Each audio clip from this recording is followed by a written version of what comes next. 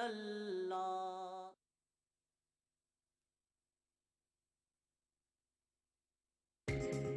ETV Urdu पर अगला programme.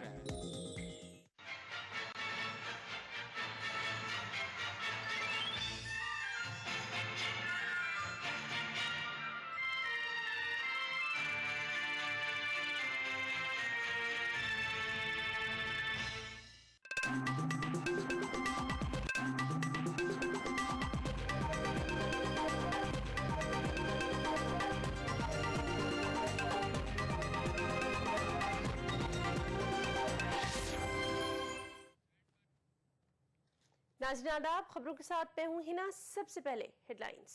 Monsoon session के पहले रोज तेलंगाना और अलहदा बोडोलैंड पर दोनों ऐवान हंगामा। अखिलेश यादव ने कहा अफसर गलती करेगा तो उसे मिलेगी सजा। वजीर आजम ने कहा कानून की होगी पासदारी। रिजर्वेशन मामले पर सुप्रीम कोर्ट के फैसले की लोकसभा में गूंज। एसपी और जेडीयू ने आईन में तरमीम का किया मुतालबा। कश्मीरी होनहार तालिबा को अमेरिका ने दी स्कॉलरशिप की सहूलत, लेकिन पासपोर्ट की अदम उजराई से तालिबा का मुस्तकिल तारीख। और सुप्रीम कोर्ट ने अबू सालिम की दरख्वास्त किया मुस्तरद। मुल्क में ही चलेगा सालिम पर मुकदमा।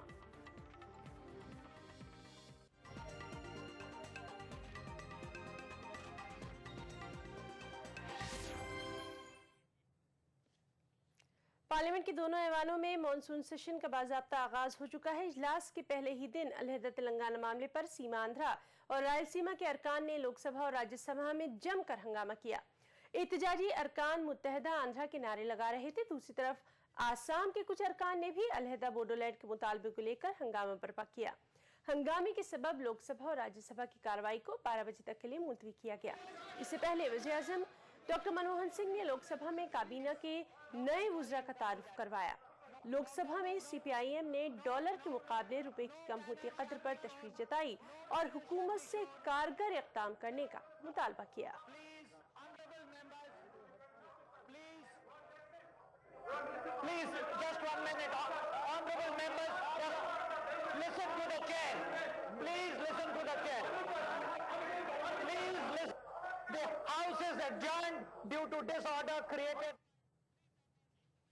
लोकसभा में सुप्रीम कोर्ट के जरिए रिजर्वेशन पर कॉन्स्टिट्यूशन बेंच तश्कील दिए जाने पर जेडीयू सरबराह शरद यादव और समाजवादी पार्टी सरबराह मुलायम सिंह यादव ने नाराजगी जाहिर की है। दोनों लीडरों ने हुकूमत से ऐवान में आईनी तरमीमी बिल पेश करते हुए सुप्रीम कोर्ट के इस फैसले को रद्द करने की अपील की।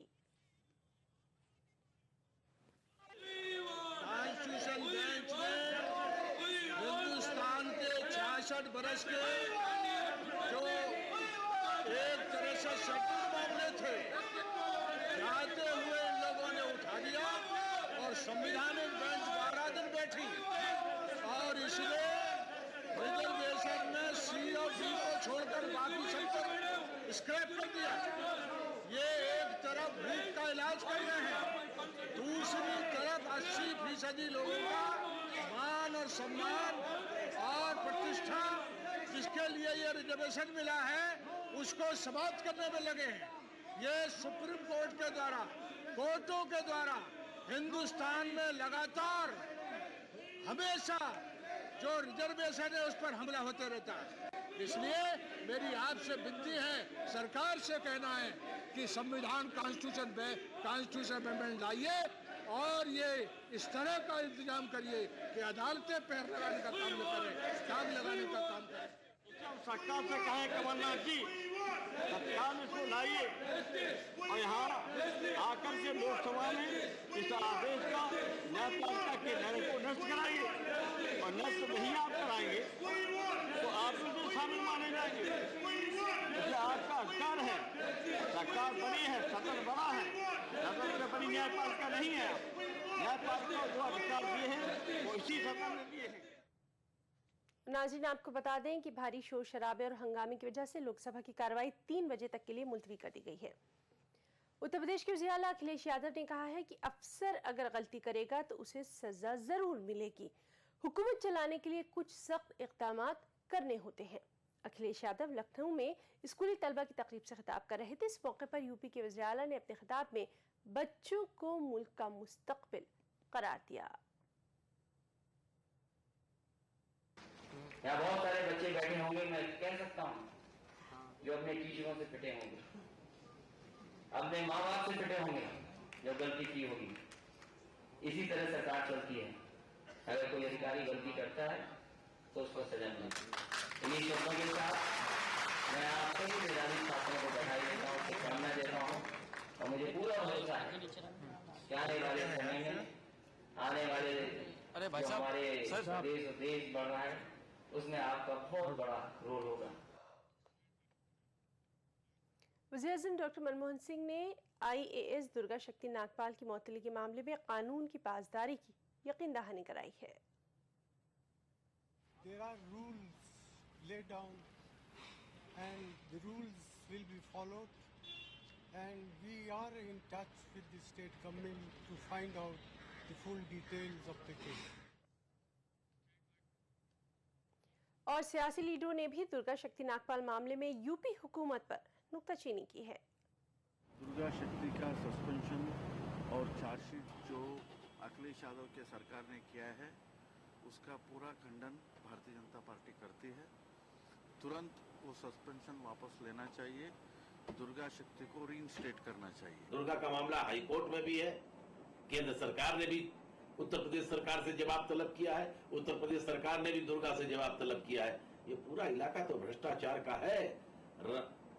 अशोक खेमका का मामला और दुर्गा नागपाल का मामला एक जैसा है, और दोनों में दो अलग अलग पैमाने इस्तेमाल हो रहे हैं। सोनिया गांधी का दोहरापन भी दिखाई दे रहा है।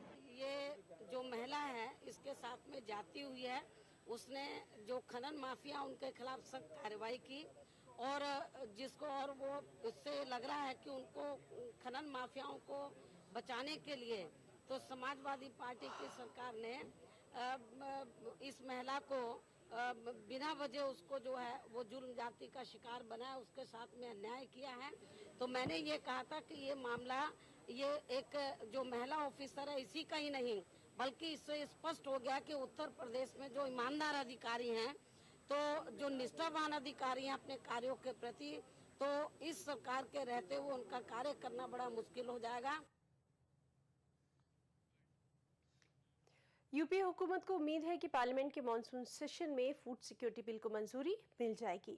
वज़ीर-ए-आज़म दफ्तर के वज़ीर मुमलिकत नारायण सामी का कहना है कि Samajwadi party food security bill पर हुकूमत की हिमायत करेगी। सामी ने नरेश अग्रवाल के बिल की मुखालफत पर मबनी बयान को ये कहकर मुस्तरद कर दिया कि महज एक लीडर के कुछ कहने से पार्टी सतह के मामलात मुतासिर नहीं होते। उधर समाजवादी पार्टी ने बिल की रस्मी मुखालिफत का इशारा दिया है।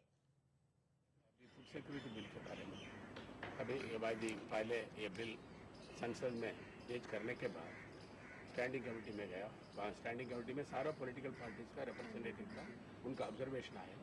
उसके बाद ये पॉलिटिकल लीडर्स को बातचीत होके अभी बिल ऑर्डिनेंस पास कर दिया। अभी बिल संसद में आ रहा है। मुझे लग रहा है अभी ये समाजवादी पार्टी उन्होंने सपोर्ट करेगा। गवर्नमेंट ये भरोसा दिलाए, गारंटी करे कि किसानों की फसल का पूरा जो मिनिमम सपोर्ट प्राइस है उस पर सारी खरीद होगी, क्योंकि अगर खरीद नहीं होगी तो किसानों का नुकसान होगा। फूड सिक्योरिटी बिल पर सियासी पार्टियों का रद्द-ए-अमल कुछ इस तरह रहा।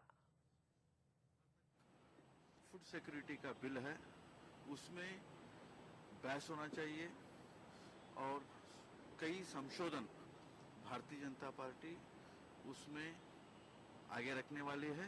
उसके पश्चात, बहस के पश्चात हाउस उसको अडॉप्ट करेगा। देखो, जो फूड सिक्योरिटी जो अध्यादेश का जो मामला है, अब ये बिल में इसको कन्वर्ट करने के लिए जा रहे हैं, तो ये हाउस में आना बहुत ज़रूरी है।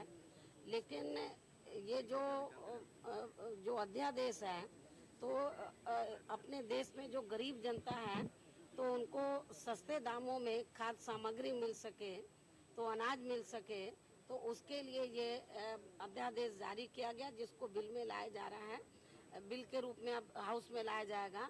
तो इस योजना का हमारी पार्टी सैद्धांतिक तौर पर इसका समर्थन करती है। ये फूड सिक्योरिटी बिल पर अध्यादेश जारी हो गया। अध्यादेश से कोई काम हुआ क्या? सीधे सीधे बिल लाना चाहिए था। सरकार राजनीति कर रही है और अब ये बिल कोई आदर्श बिल नहीं है। भारतीय कम्युनिस्ट पार्टी सहित वामपंथी दलों ने देश के अंदर खाद्य सुरक्षा के सवाल पर एक राष्ट्रव्यापी आंदोलन चला के 5 करोड़ दस्तक राष्ट्रपति जी को दिए। इसने प्रत्येक आदमी की 35 किलो चावल 2 रुपए किलो के हिसाब से देने का बिल आना चाहिए। इसमें अगर कोई संशोधन किया जाएगा तो इस पर गहरे मतभेद सदन के अंदर उभर करके सामने आएंगे। सीमा आंध्रा के अरकान पार्लियामेंट ने इजलास के आगाज से पहले पार्लियामेंट के बाहर भी एहतजाज किया। इन अरकान ने आंध्र प्रदेश की तकसीम की मुखालफत करते हुए मुत्तहदा रियासत की वकालत की। सीमा आंध्रा के अरकान पार्लियामेंट हाथों में बैनर थामे वी वॉन्ट जस्टिस के नारे लगा रहे थे।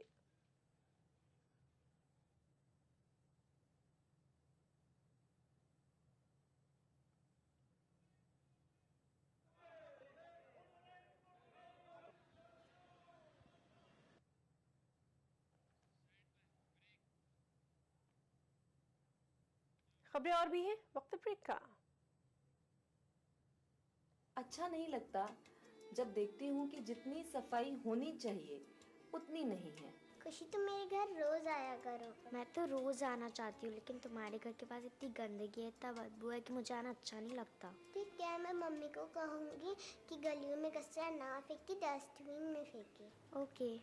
ऐसा नहीं है कि हम जयपुर शहर को साफ रखने की कोशिश नहीं करते, लेकिन जरूरत है हम सबको मिलकर के इस कोशिश में साथ जोड़ने की। हम अपने घर का कचरा सुबह 7 बजे से लेकर के 10 बजे के बीच में ही नियत स्थान पर डालें। हमारे सारे संसाधनों का समुचित उपयोग करते हुए उस कचरे को 8 बजे से लेकर के 12 बजे के बीच में उठा सकते हैं।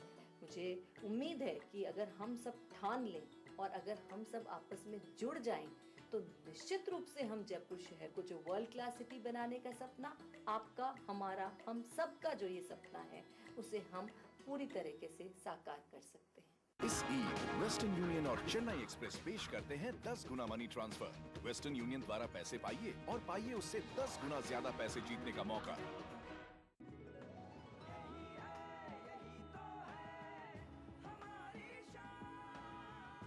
सबका फेवरेट वही जो है अंदर से सॉलिड, जेपी सीमेंट। मेरा फेवरेट, अब इंडिया का फेवरेट। एक्वालाइट परिवार की तरफ से आप सबको रमजान मुबारक।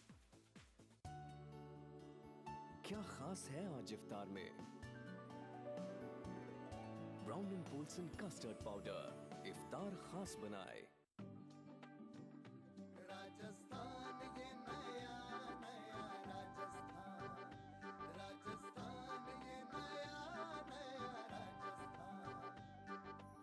राज्य के अल्पसंख्यक समुदाय को मुख्य धारा से जोड़ने के लिए ये आवश्यक है कि अल्पसंख्यक समुदाय शिक्षित हो ताकि वो सरकार की विभिन्न जन कल्याणकारी योजनाओं का लाभ उठा सके। इसी बात को ध्यान में रखते हुए राज्य सरकार अल्पसंख्यक समुदाय में शैक्षणिक विकास के लिए कर रही है कई योजनाएं संचालित। 2 लाख से कम वार्षिक आय वर्ग के विद्यार्थियों की IIT, IIM, इंजीनियरिंग एवं मेडिकल पाठ्यक्रम की कॉलेज फीस का अधिकतम 1 लाख रुपए तक पुनर्भरण। उच्च तकनीकी शिक्षा प्राप्त करने के लिए अल्पसंख्यक विद्यार्थियों को 3% ब्याज पर शिक्षा ऋण और समय पर शिक्षा ऋण चुकाने वाली छात्राओं को संपूर्ण ब्याज राशि माफ। अब तक 2,27,180 विद्यार्थियों को प्री मैट्रिक, पोस्ट मैट्रिक और मेरिट कम मींस छात्रवृत्ति दी जा चुकी है। वर्ष 2013-14 की बजट घोषणा में प्रत्येक जिला मुख्यालय एवं अल्पसंख्यक बाहुल्य के 23 विकास खंडों में बालक बालिका हेतु 56 करोड़ की लागत से अलग अलग छात्रावास और 150 करोड़ की लागत से 20 उच्च माध्यमिक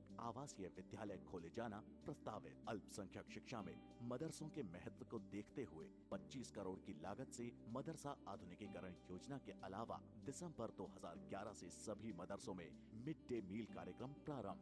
इसके अलावा अल्पसंख्यक समुदाय के छात्र छात्राओं के लिए अनुप्रति योजना के तहत संघ लोक सेवा आयोग द्वारा आयोजित सिविल सेवा परीक्षा के लिए 1 लाख रुपए और राजस्थान लोक सेवा आयोग द्वारा आयोजित सिविल सेवा परीक्षा के लिए 50,000 रुपए की राशि के साथ ही IIT, कैट, AIEEE एवं IIM में सफल अभ्यर्थियों को प्रोत्साहन राशि दिए जाने का प्रावधान। अल्पसंख्यक समुदाय में रोजगारोन्मुखी तकनीकी शिक्षा के लिए 20 नए ITI प्रस्तावित।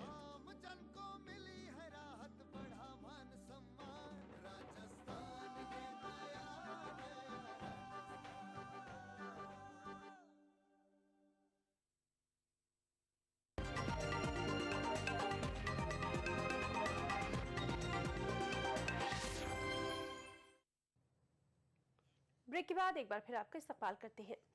जम्मू कश्मीर के बीरवा बडगाम की एक यतीम तालिबा सुफीरा जान को हुकूमत ने पासपोर्ट देने से इनकार कर दिया है। 15 साल सुफीरा जान को अमेरिका में पढ़ने के लिए स्कॉलरशिप मिली है, जिसके लिए उसने पासपोर्ट के लिए अर्जी दाखिल की थी। बचपन में ही वालिद के साए से महरूम सुफीरा गोपालपुरा बडगाम के एक यतीम खाने में पली बड़ी है।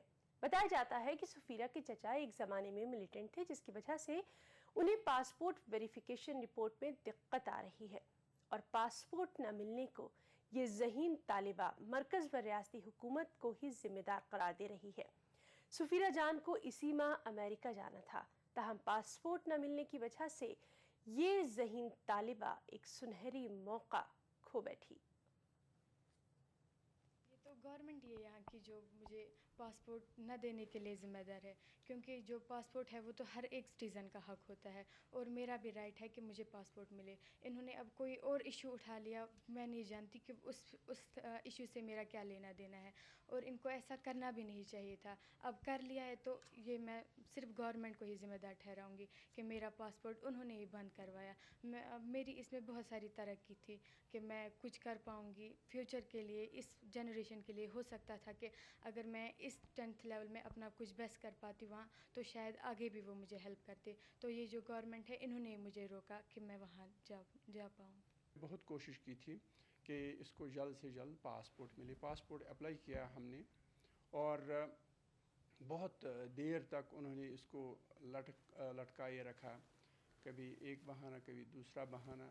अल्टीमेटली जब वेरिफिकेशन इसकी हो गई तो हमें बताया गया, एट द लास्ट मोमेंट हमें बताया गया कि इसको एडवर्स रिपोर्ट आया है, क्योंकि इस बच्ची का जो अंकल है वो शायद उसकी एडवर्स रिपोर्ट आ गई है। अब वो कहते हैं कि वो उसका जो अंकल है वो सरेंडर्ड है, मिलिटेंट है और अपना कारोबार कर रहा है, नेचुरल लाइफ वो गुजार रहा है। लेकिन इस बच्ची को उसकी वजह से, उसकी पास हिस्ट्री की वजह से इसमें रुकावट आ गई।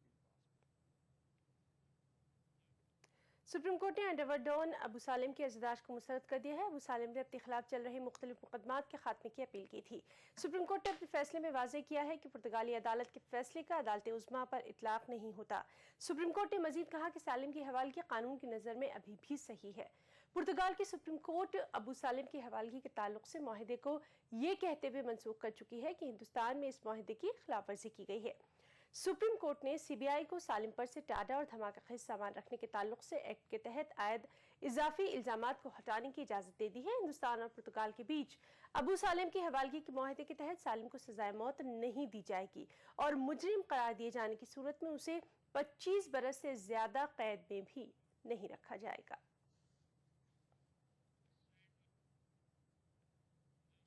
मगरबी बंगाल के दार्जिलिंग में पुलिस ने गोरखा जनमुक्ति मोर्चा के 4 कारकुनों को तहवील में ले लिया है। ये कारकुन डिस्ट्रिक्ट मजिस्ट्रेट ऑफिस का मेन गेट बंद करने की कोशिश कर रहे थे। गोरखा लैंड अलहदा रियासत के लिए गैर मुइना बंद के तीसरे दिन भी GJM वर्कर्स ने मुख्तलिफ मुकामात पर एहतजाज किया। गुज़िश्ता शब भी पुलिस ने 16 अफराद को गिरफ्तार किया था। इन अफराद पर सरकारी बंगले को नुकसान पहुँचाने का इल्जाम है। गैर मुइना मुद्दत के बंद की वजह से दार्जिलिंग में आम जिंदगी बुरी तरह मुतासर है। बाजार, दुकानें, सरकारी दफातर, कॉलेज बंद है। सड़कों पर गाड़ियां भी नजर नहीं आ रही हैं।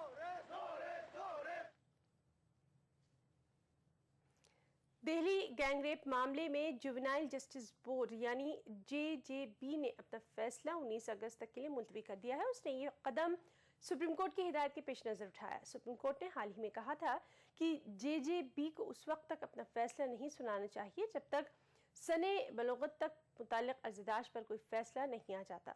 ये अर्जदाश जनता पार्टी के सरबराह सुब्रमण्यम स्वामी ने दाखिल की है, जिसमें कहा गया था कि नाबालिग इस्तिलाह की वजाहत की जानी चाहिए। इज्तिमाई इस्मत दरी के नाबालिग मुलजिम का मामला JJB में ही चल रहा है।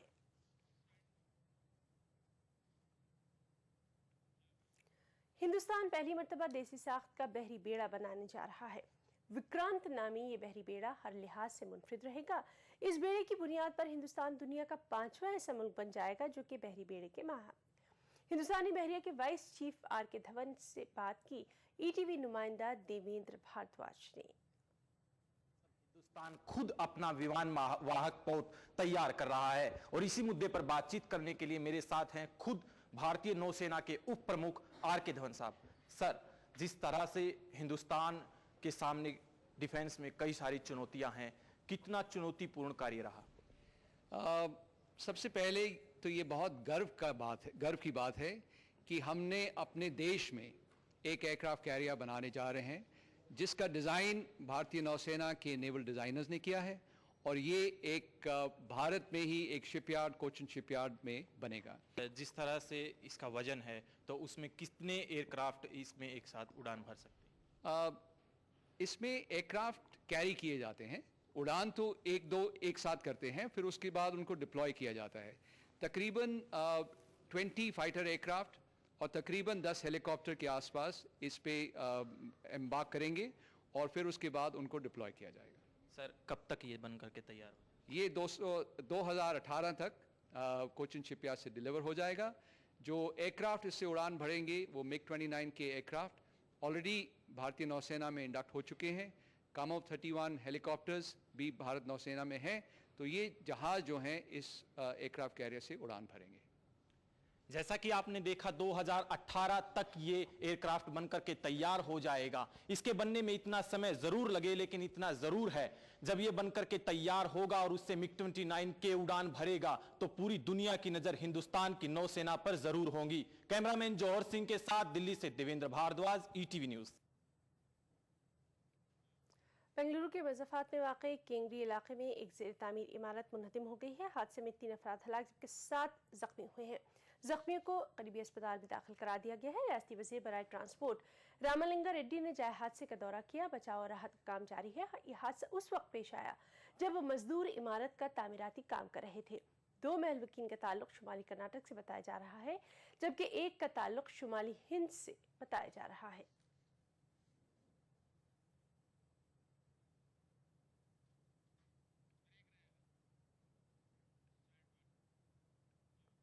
खबरों का सिलसिला जारी रहेगा, वक्त ब्रेक का।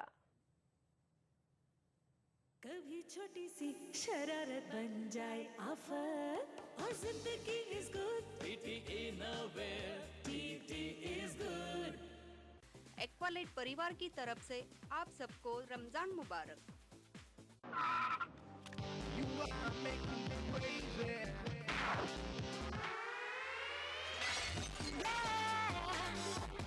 Monit Passport Deodorant Body Spray drives you crazy।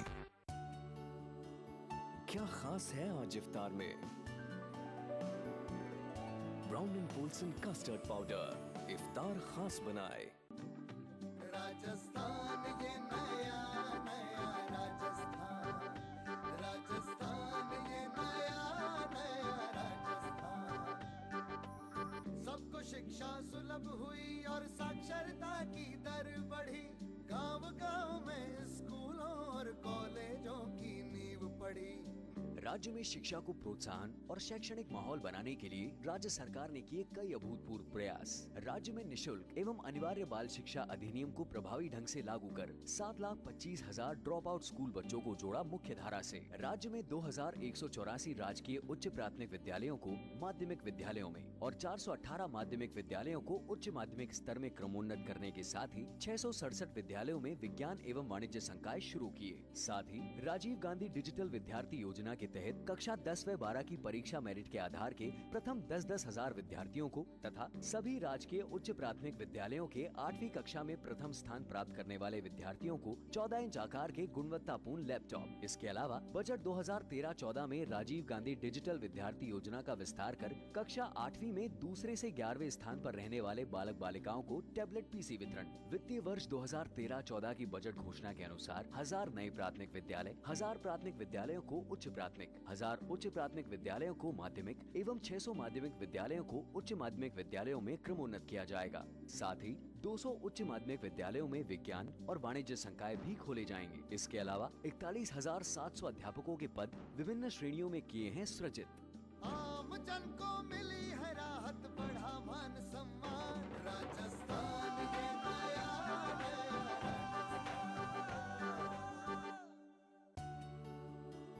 क्या खास है आज इफ्तार में? Brown and Polson custard powder इफ्तार खास बनाए।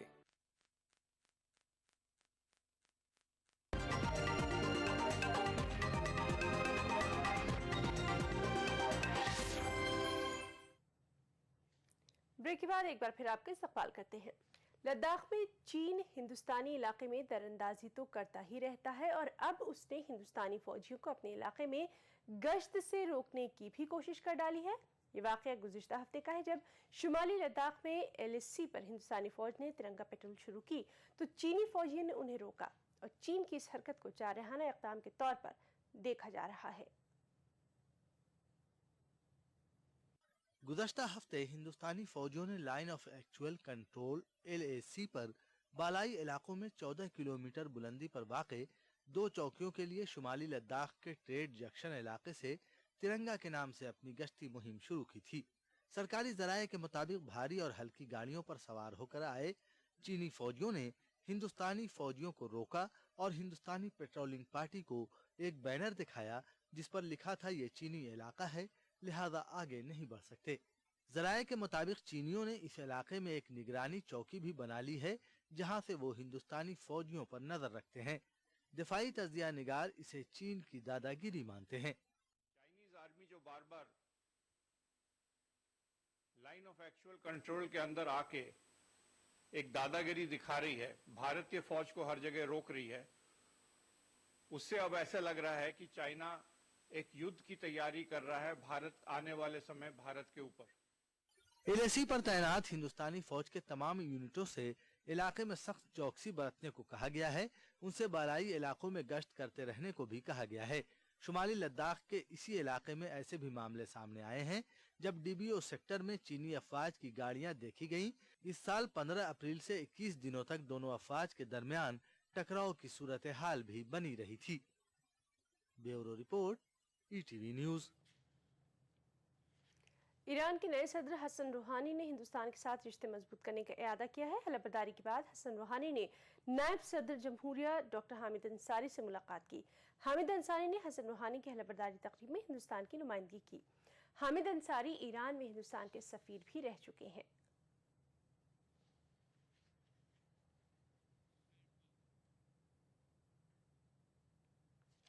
ईरान के नौमुंतखब सदर हसन रूहानी ने शाम की बशारुल असद हुकूमत की हिमायत जारी रखने का ऐलान कर दिया है। हसन रूहानी ने वाज़ेह किया कि ईरान और शाम के दहाइयों पुराने रिश्तों को दुनिया की कोई ताकत तोड़ नहीं सकती। उन्होंने मजीद कहा कि 1989 के इस्लामी इनकलाब से अब तक अरब दुनिया में शाम ईरान का सबसे मजबूत हिमायती है। बताया जाता है कि ईरान ने मार्च 2011 से माली बहरान के शिकार शाम को कई बिलियन डॉलर्स की मदद की है।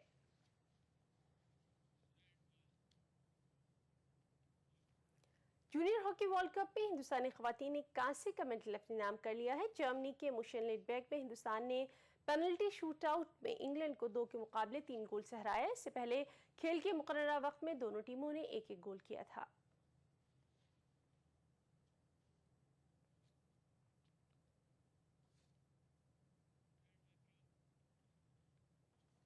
बुलेटिन में इतना ही। आदाब।